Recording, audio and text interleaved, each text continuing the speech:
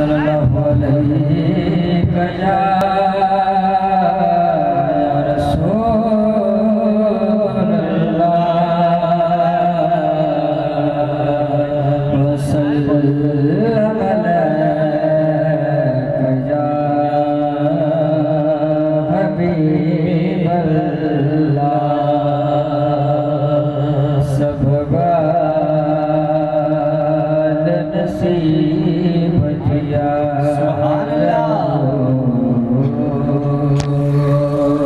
colour میں لگا sub بال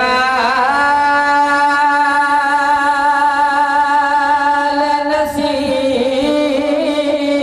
کیا دیکھے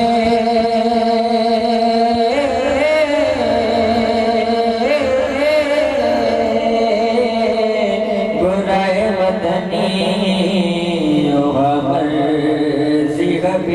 سبحان اللہ میری میرے پڑھو صلی اللہ علیہ یا رسول اللہ سلام علیہ یا حبیب اللہ پورو نقد و شان کو آقا جو چمن میں لگے گا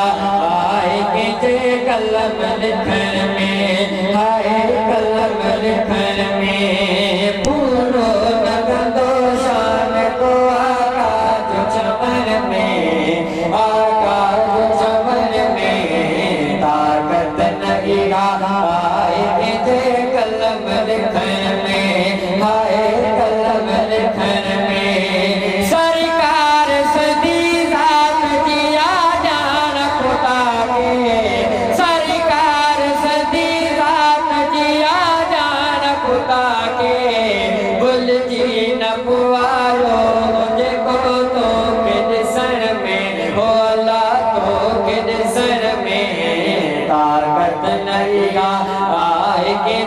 قلم لکھن میں آئے قلم لکھن میں پورو نقد و شان کو آقا جو چمن میں آقا جو چمن میں طاقت نہیں آئے کہ جے قلم لکھن میں آئے قلم لکھن میں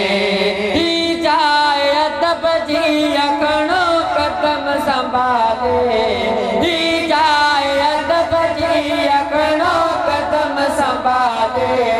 جیاں پیر جو آواز دیئے کی نغلن میں او اللہ کی نغلن میں طاقت نہیں گا آئے کہ جے قلم لکھن میں آئے قلم لکھن میں پورو نقد و شان کو آقا جو چمن میں آقا جو چمن میں طاقت نہیں گا آئے کہ جے قلم لکھن میں آئے قلم لکھن میں انہیں درد بنی پین جیا تاثر کے جھکائے انہیں درد بنی پین جیا تاثر کے جھکائے بے گند نبی جائے تو پنجی جان رلن میں او اللہ جان رلن میں طاقت نہیں گا آئے کہ جے قلم لکھن میں آئے قلم لکھن میں پورو نقد و شان کو آقا جو چمن میں آقا جو چمن میں طاقت نہیں گا آئے کہ جے قلم لکھن میں آئے قلم لکھن میں وہ لکھیں گی دیوی دے درد جسم یار کتا کر لکھیں گی دیوی دے درد جسم یار کتا کر جیوں ہائے مرو شالئی نہیں اچھن بنن میں او اللہ اچھن بنن میں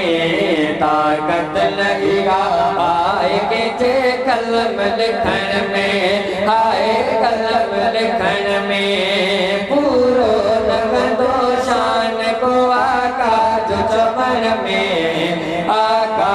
चमन में ताकत नहीं हाय के जे कलम लिखन में हाय कलम लिखन में दुश्मन के दिसो भी ठुकरे जार दुआओं दुश्मन के दिसो भी ठुकरे जार दुआओं दारन सन चमकी न एड़ो प्यार करन में ओ अल्लाह प्यार करन में ताकत नहीं हाय के जे कलम लिखन में हाय कलम लिखन में पूरो न कंदो शान को आकाश चमन में आकाश चमन में ताकत नहीं हाय के जे कलम लिखन में हाय कलम लिखन में सोने पीर मते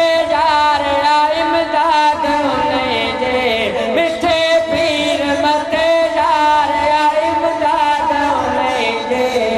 हर चीज मिली मोके उन्हें जे तमिलन में उन्हें जे तमिलन में ताकत नहीं हाय के जे कलम लिखन में हाय कलम लिखन में पूरो न कंदो शान को आकाश चमन में आकाश चमन में ताकत नहीं हाय के जे कलम लिखन में हाय कलम लिखन में